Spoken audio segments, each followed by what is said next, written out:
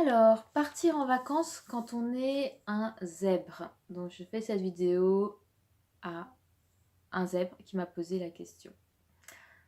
Donc, c'est pour tous les zèbres qui se reconnaîtront, bien sûr. Donc, comment on se prépare? Est-ce qu'on voilà, on part au feeling? Comment fait-on? Alors, j'ai déjà, quand j'étais très très jeune, commencé une nouvelle vie par accident quelque part. Par accident parce que c'était pas prévu. Et c'est vrai que tout s'est organisé. Mais là, le projet que j'avais avec ce congé sabbatique, c'était plutôt de passer du rêve à la réalité.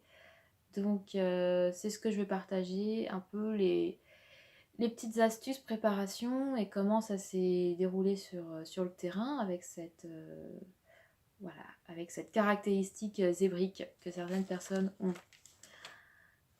Donc, ce que je peux dire, c'est que la bucket list ou la to-do list, mine de rien, ça aide. Ça aide, même si on la remplit très vite, même si elle se transforme régulièrement.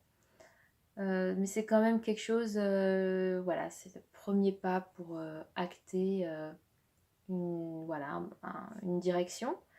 Donc ma préparation, vraiment, sur les 2 ans, c'était pas grand-chose en fait. C'était le budget, dans le sens où j'avais aucune vision de combien ça allait me coûter, mais je me disais, bah, il faut que j'épargne tout ce que je peux, on va dire. Donc sur 2 ans, je mettais en gros 300 € de côté par mois sur 1120 net de salaire.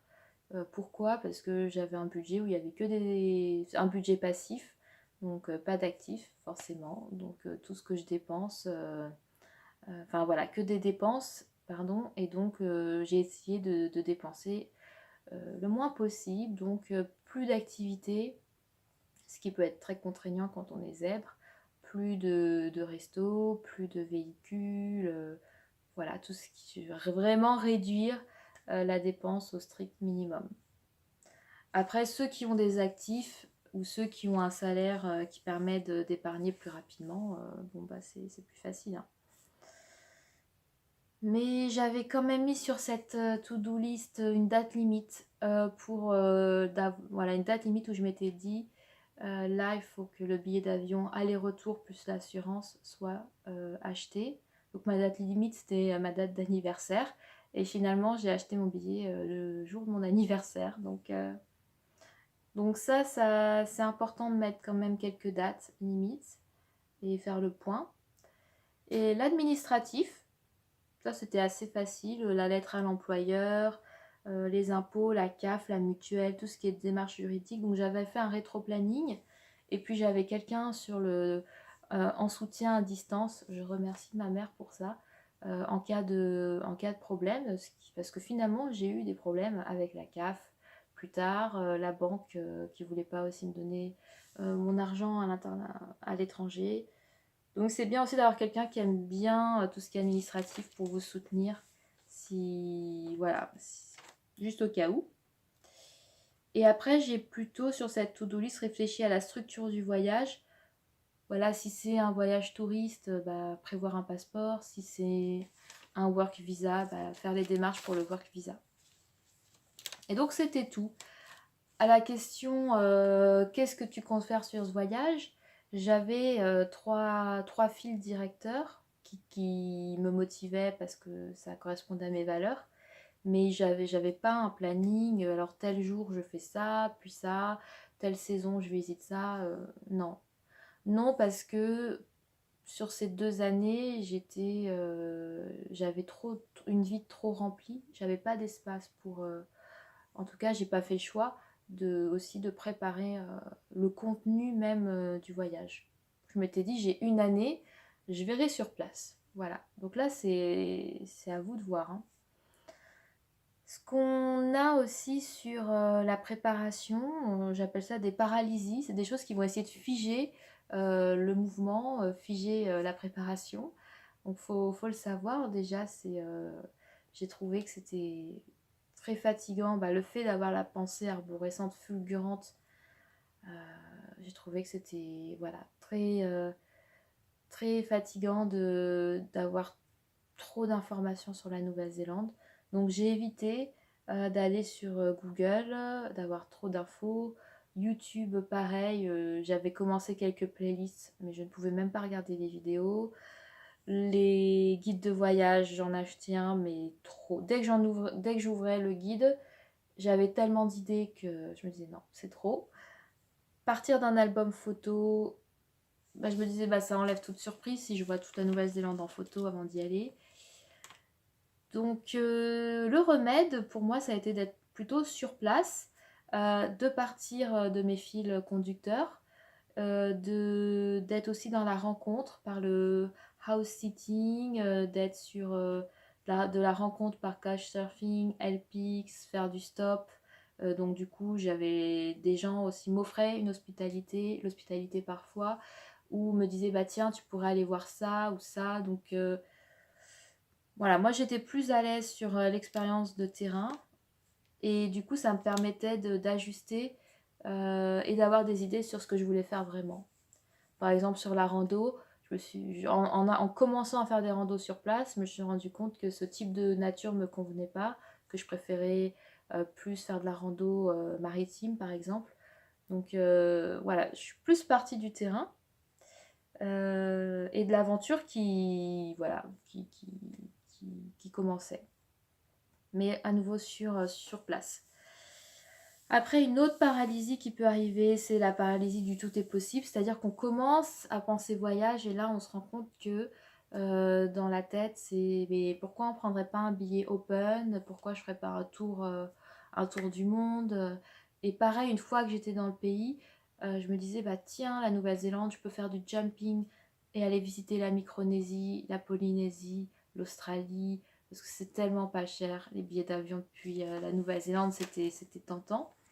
Euh, donc voilà, il y a cette paralysie du tout est possible, c'est-à-dire tout ce qui est dispersion, zapping. Et puis en plus, on va rencontrer beaucoup de personnes qui vont nous dire mais tu devrais faire ci, il y a ça à voir et tout et tout. Donc c'est important voilà, de prendre du temps de bien se connaître, de se rappeler pourquoi on est venu à la base. Et moi, c'est vraiment mes trois fils conducteurs spirituels, le dessin et visiter des écoles. C'est ça à chaque fois qui me ramenait sur pourquoi j'avais décidé de venir là avant tout. Et pourquoi c'était important pour moi d'aller jusqu'au bout de ces chemins-là. Voilà. Ensuite, la paralysie du multicadre. Pareil, ça c'est quelque chose qu'on peut rencontrer en préparation, mais aussi sur le terrain.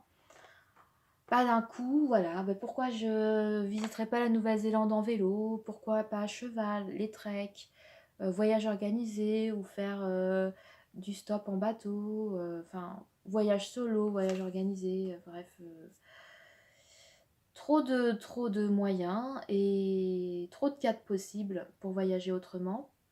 Donc ce qui m'a aidé, ça a été de fractionner le calendrier, mensuel ou par semestre ou par saison, et de me rendre compte en me connaissant que oui, je veux bien me challenger de faire du stop en hiver.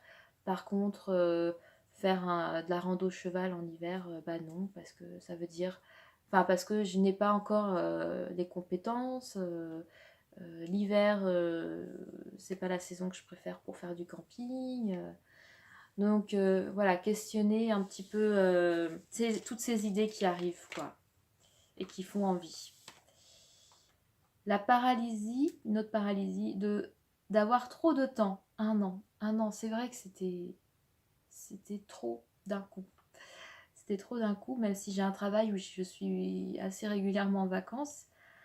Donc le premier mois, je me suis centrée sur où dormir, le décalage horaire, alimentaire, la banque, réfléchir à ce que je fais sur place. Donc voilà, c'est bien de fractionner à nouveau.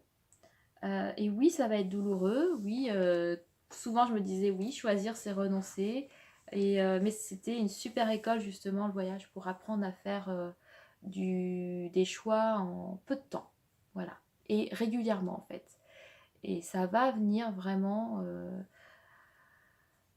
Nous challenger sur notre incapacité à prioriser. Voilà, surtout quand on a la pensée en arborescence. Mais c'est possible. C'est possible et je trouve même que c'est super parce que comme c'est un futur proche, c'est super encourageant en fait d'avoir plein de choix à faire. Si on est dans une perspective bien sûr d'organiser son voyage par soi-même. Si on a et puis si on est dans une perspective de mouvement, c'est vrai que si vous avez juste un point A, un point B, un cadre qui va très peu bouger, bon ça va. Enfin c'est vraiment faisable, quoi. La paralysie du sac, oui, c'est vrai. Du sac multi-tout, multi-circonstances. J'ai appelé mon sac comme ça parce que bah, finalement, 2 mois avant le voyage, je me suis concentrée sur où je mets mes affaires et le sac que je vais prendre. Voilà, c'était vraiment mes deux axes. Et mon sac, ça a été pas facile parce que je voulais un voyage en sac à dos, sachant que j'arrivais pas à trouver un sac à dos à la fois pour la rando et à la fois pour les gens qui voyagent en sac à dos. C'était soit l'un, soit l'autre. Je voulais un sac que j'appelle girly, c'est-à-dire où j'ai plein d'habits, tout mon dressing pour les moments où je vais être en mode girly. Un sac bien équipé en technique pour quand je fais de la rando. Un sac atelier d'art ambulant où j'ai tout mon matériel artistique. Et porter une bible papier de 1 kg. Le tout léger bien sûr. Et le tout dans un 70 litres compact parce qu'il faut que je puisse porter tout ça. Enfin bref. Je trouvais que le sac matérialisait bien aussi là, la complexité des différentes directions que je voulais prendre. Alors aussi, un piège qui peut arriver, bah, c'est le contrôle, l'anxiété. On veut tout prévoir à l'avance et ça c'est impossible. Et ça en tant que ZEP, bah voilà, on va être confronté à l'indécision à nouveau. Et on peut aussi être confronté au perfectionnisme du spécialiste. C'est-à-dire, vous allez commencer à vous dire, par exemple, bah, je vais acheter un pantalon de randonnée.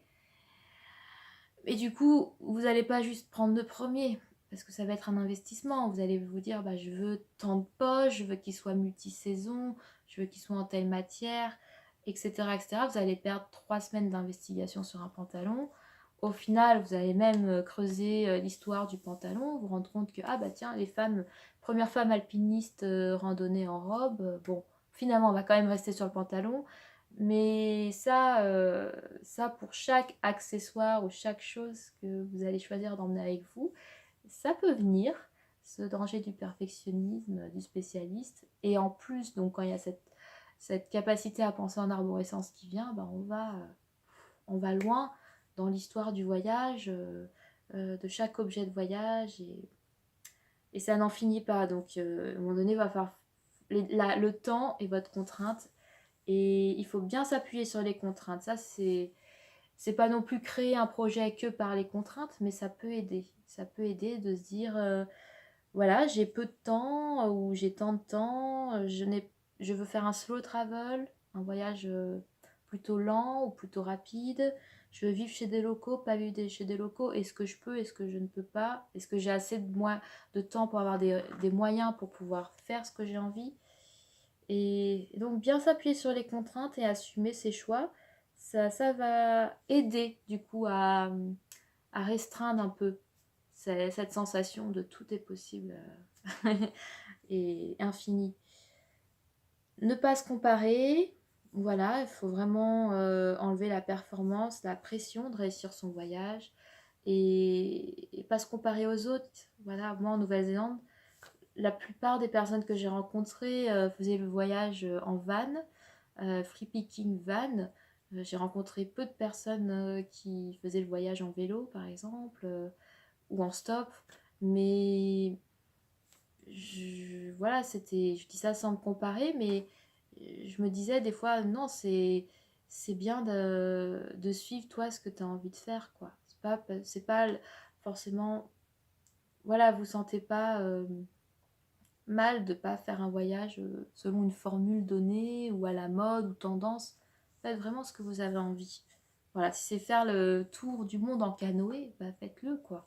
Si c'est vraiment le challenge dont vous avez besoin. parce que des fois on peut arriver, on veut suivre les feedbacks des autres et finalement on peut s'éloigner un peu du voyage qu'on peut soi-même designer quelque part. Et voilà, faire caméléon monsieur tout le monde, ça peut, mais je pense que le voyage c'est une bonne école pour apprendre à se connaître aussi. Ce qui est bien aussi pour un zèbre, c'est de créer un espace d'expression. Donc c'est ce que j'ai fait un peu avec cette chaîne YouTube. Et parce que voilà, les carnets ça suffisait pas, les photos ça suffisait pas non plus. Donc voilà. Mais c'est bien d'avoir un espace où on peut s'exprimer assez régulièrement, je pense. Être prêt à accepter des big updates. Oui, ça c'est quelque chose, faut le savoir. Un voyage, ça ouvre le temps à ça, des mises à jour. Des temps où on réfléchit, où on se retrouve, où voilà, il y a des croyances limitantes qui vont bouger, voilà, des choses, plein de choses sur toutes les dimensions. Il faut juste le savoir. Et ensuite, le dernier point à réfléchir, voilà, c'est comment gérer la balance entre la vie sociale sur place et la vie sociale relationnelle à distance. Et voilà, ça veut dire comment je donne des news de façon régulière, pas régulière. Ça, c'est bien d'être libre même de changer en cours de route si on voit que c'est pas ce qui nous correspond. En tout cas, pour conclure, j'ai trouvé que le voyage, ça mettait vraiment euh, à fleur de peau voilà, la capacité à choisir et à prioriser. Et moi, je sais qu'à un moment donné, par exemple, j'ai eu à un moment une crise de stress. J'arrivais pas à chercher Dieu et à prier, qui est une de mes ressources dans ces moments-là. Et du coup, je m'étais dit, bon, c'est la science qui va décider où je vais et qu'est-ce que je fais. Donc, j'ai créé tout un listing de différentes options et j'ai créé un sondage en fait décisionnel. J'ai encore je peux vous montrer, vous ne pouvez pas lire la feuille, mais du coup, je listais les points, euh, euh, qu'est-ce que j'ai à gagner sur le long terme, qu'est-ce que j'ai à gagner sur le court terme, voilà, sur 2 mois ou sur un an. Et puis après, je faisais un calcul. Et c'est bien parce que ça a permis que voilà, j'ai de la bonne fatigue, mais au final, toutes mes options étaient ex aequo. Donc je suis arrivée au point de départ alors que je pensais les chiffres vont trancher. Donc ça c'est une petite anecdote où bon, finalement j'ai pris la bonne décision, mais c'était voilà pour vous montrer que ça c'est vraiment ce qui va se jouer dans le voyage. Et c'est en fait la difficulté ou le challenge, c'est que ça va être sur un temps très très court. Voilà. Et ça va être très souvent qu'il va falloir décider, choisir, s'affirmer, etc. Et ensuite, ce que j'ai bien aimé dans le voyage, c'est que en tant que zèbre, quand on est dans une culture, et en plus quand on n'a pas la langue, et ben, j'ai trouvé que ça gommait cette différence. J'ai trouvé que, plusieurs fois, je me suis retrouvée dans des contextes où je ne pouvais même pas parler anglais avec des personnes. Et ben, les Samoa, par exemple, et ben, je me sentais plus différente ou en décalage par rapport au fait que je suis zèbre, mais j'étais de fait décalée parce que je parlais pas leur langue et je ne connaissais pas leur culture. J'étais une étrangère en fait, ou j'étais une touriste, ou j'étais une française. Et du coup, j'ai trouvé ça super reposant, super confortable en fait, et super stimulant aussi. Voilà, j'espère que c'était ouais, c'est vrai que c'est paradoxal, hein, mais parce que la différence en tant que zèbre, elle est toujours là, mais je la sentais beaucoup moins en étant en voyage. Voilà. Donc j'espère voilà, que ça va motiver d'autres zèbres à vivre des aventures. Et puis, au revoir.